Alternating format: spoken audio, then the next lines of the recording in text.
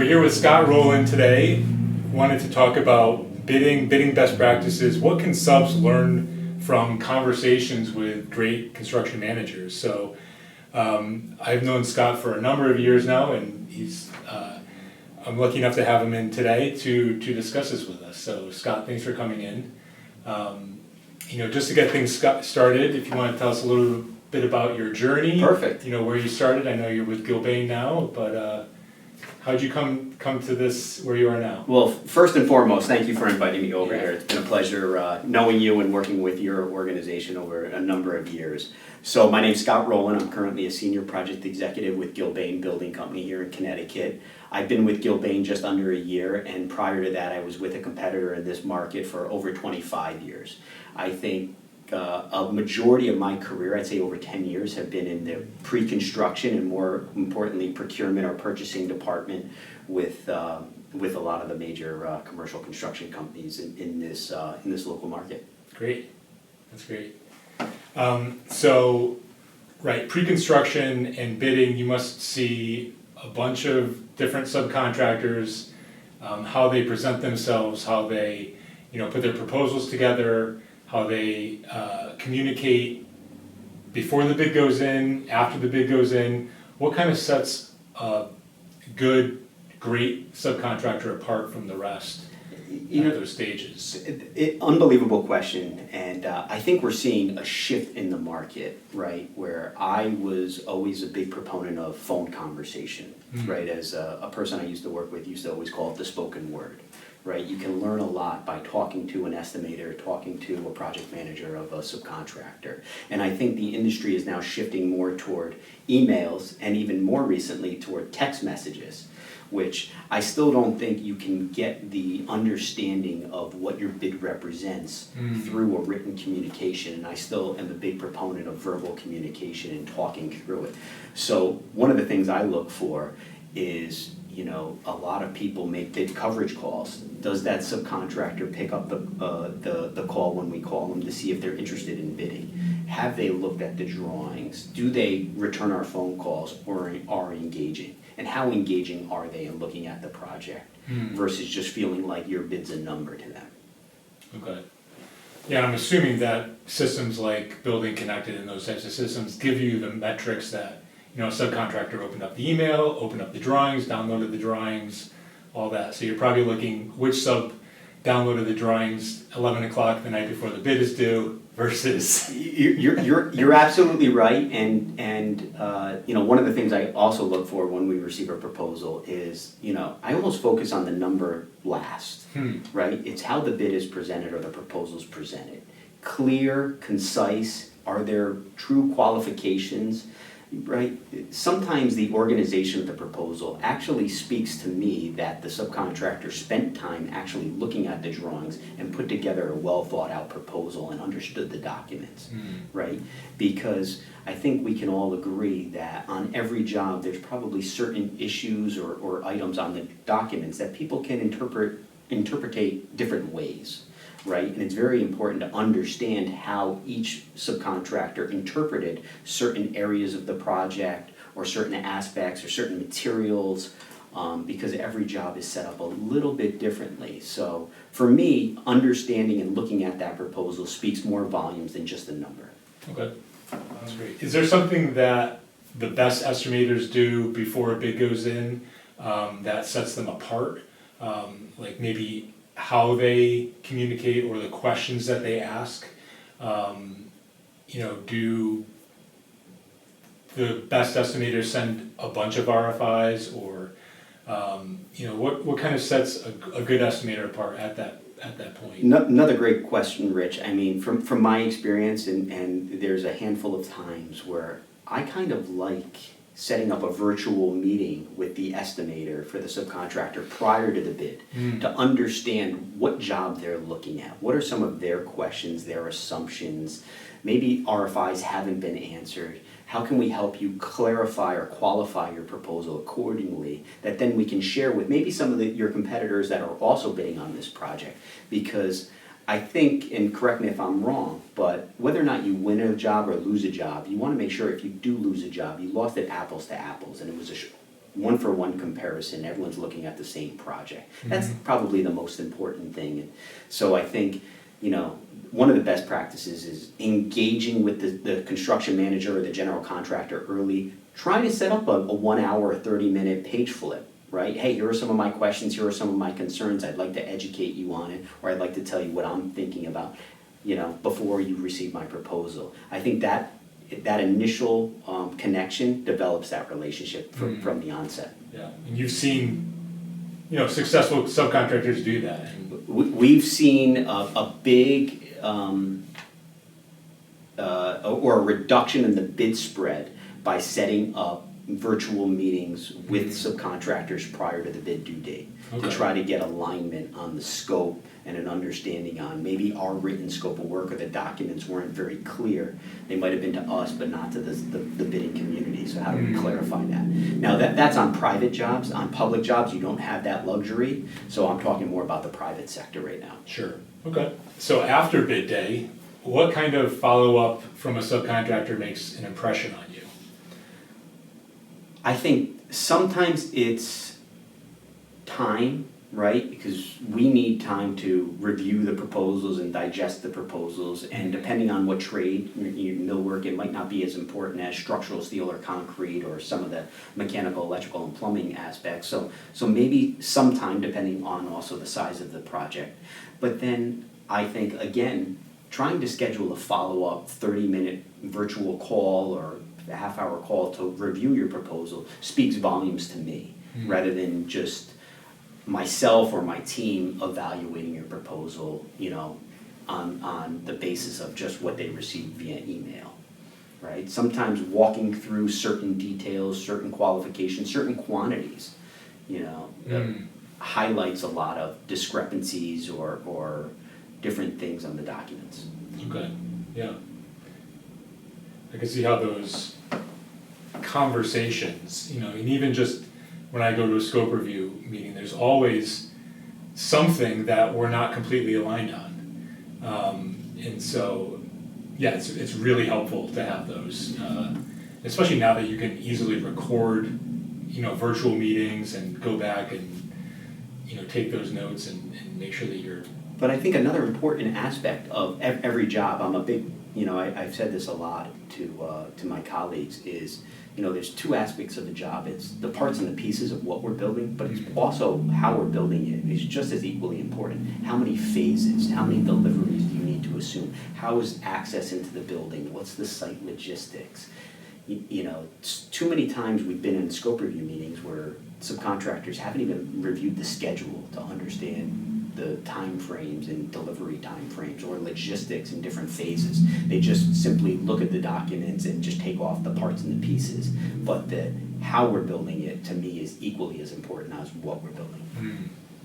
So making sure you have that complete package, and when you have that virtual meeting or come to that scope review meeting, making us feel, or making the GC or CM feel, that you've really understood the project requirements. And thought through it and thought through Correct. Day by day, week by week, what is this going to look like? And what are some of the constraints or concerns that you may have looking at our schedule or logistics plans? Maybe there's a reception desk that won't fit in the freight elevator or the existing elevator, or climbing up a set of stairs, right? Things that we might not have considered. Yeah. Right? Absolutely. That speaks volumes to me, and that's what, to me, a true partner and collaborator is. That's great. If a sub doesn't get the job, does it matter to you if they follow up? Does it show that they, you know, are invested in this? Does it make you want to reach out to them on the next job more? Does it matter at all if they follow up after they send their bid in, whether they got it or not? I don't think it matters to me if they follow up, but I guess the question that I would always ask is, why wouldn't you want to follow up? Why wouldn't you want to get some feedback or some type of acknowledgement that your bid was received, reviewed, and, you know, if we're allowed, certain contracts don't allow it, to share some of the results or some of the discrepancies in your bid to the lower bids, right? That is extremely helpful for you and good feedback. I'm a big proponent of data-driven, results. So it does help to understand, what were some of the deciding factors in not selecting my bid or following up. So it wouldn't bother me if they didn't follow up, but I'd ask why they don't want to follow up. You asked me before about, why I built this app, and I think that there's a big gap in the market, well, not even a gap in the market, but I've noticed that I can't possibly follow up on all the bids that I send out. And so I automated the process for our own company, and I noticed that it made a difference, maybe not in the number of bids that I won by following up. Sometimes it does show that you're interested and that, you might be willing to negotiate if you're too high or whatever, but at least I got feedback and I can close the loop on all that work that I put in to put the estimate together. And just to have it sent out into a black hole and hear nothing on it is like, it seems very disrespectful of everybody's time involved, and so to get that feedback and to know if we're too high, if the owner canceled the job because they got cold feet or whatever, like that's really important to know too, because I don't want to adjust my pricing based on bad information, so. And you bring up a good point, right? I think the size of the project also is a driving factor, right? If you have a $300 million job versus a $1 million job, right? You might be bidding multiple $1 million jobs and only one very large job. So the very large job, you're probably going to get more responsiveness from the team. Where the smaller jobs, I remember when I was running a special projects group for a competitor of ours, and every other week I'd get phone calls from people like you, owners of companies, and just saying, hey, can we follow up on these 4 or 5 proposals we submitted? And we just run down the list. And it wouldn't be bad feedback, right? Everyone understands you can't win them all. We can't win every job, even though we want them all. But understanding and closing out your books is just as equally as important. So I think if you're submitting multiple bids and having trouble following up, I'd figure out who the purchasing agent is, procurement agent is, or the lead person at that organization, and try to just set up a 15-minute call with them, right? And just run through any open proposals you have. That's really with no expectations. Yeah. And I found that they appreciate that too, and awesome. The other thing I'd say, Rich, also, which is very important, we're at an interesting intersection in the market with some mega jobs going on throughout the country, and people are getting shifted from all different organizations. I think it's also important for the subcontractors to stay in touch with each of your general contractors or construction managers and make sure you're keeping your database up to date with the right people to send your proposals to. Because a person might have shifted a different role, a different responsibility, or even a geographic region of the country. So ensure those constant touch bases I think are equally as important. Okay, that's really helpful. Yeah. Right. Sometimes you reach out to somebody and we're in Connecticut and we worked with them on a Connecticut job and they're in California or Arizona or they went out to a specific job and are a project manager on a job and no longer in the procurement department. Yeah, right. And getting 100 different emails and can't worry about your email that day. Right. Don't take it personally. Exactly. Is there a specific moment or interaction with a sub that has built real trust that you can think about in your career, like something that somebody's done that? I think, let's be honest, right?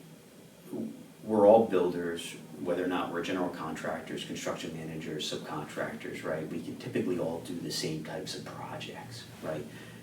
Understand what sets you apart. What value do you bring to your client, whether or not it be Gilbane or a competitor or even the end-all client, right? What value does your company and organization bring? And, there's different, experiences I've had throughout my career where, one client used to work in a steel industry and the steel subcontractor came in for a scope review meeting and invited the client into his warehouse to understand how steel was fabricated. And that client will never forget that experience. There was another client who had very high-end millwork for a very extensive job.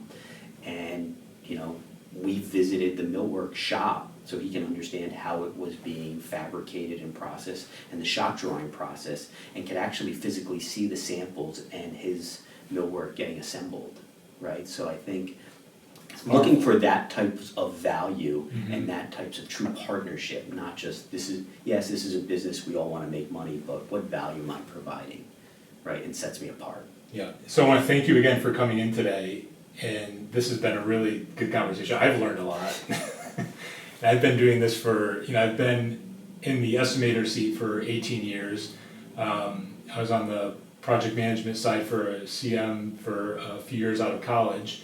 And so, every day I learn something new, and having these conversations, it's like, you learn even more in a short amount of time. But if there's, one piece of advice that you'd like to leave with estimators out there, or subcontractor business owners, anyone who's interested in getting better at the bid process, what might it be? Oh. You've left us with a lot already to think about. Well, I always go back to its relationships and how do relationships get started. I think our relationship, Rich, started just seeing each other at walkthroughs, bid walkthroughs, and then just talking on the phone, right? It wasn't just through emails and text messages. Yeah. So any of the estimators or subcontractors out there thinking about it, right? How do you develop that person-to-person connection over the phone or in person, going to their shop, or even inviting people into your shop to understand what your process and your business is all about? But being patient with it, right? Building a relationship takes time. We've known each other for over 7 or 10 years right now, right? And I'm always impressed walking through your shop and seeing, the unbelievable things, you're capable of doing and your company's capable of doing. Right, and I wouldn't know that unless I physically came here to see it. Right, and that speaks volumes to me. Yeah. So. Awesome. Right. Well, thank you so much, Scott. This was my pleasure. A wonderful conversation. I really appreciate your time and giving us all this, wonderful experience. So. My pleasure. Thank you very much. Look forward to it. All right. All right. Thanks, Scott.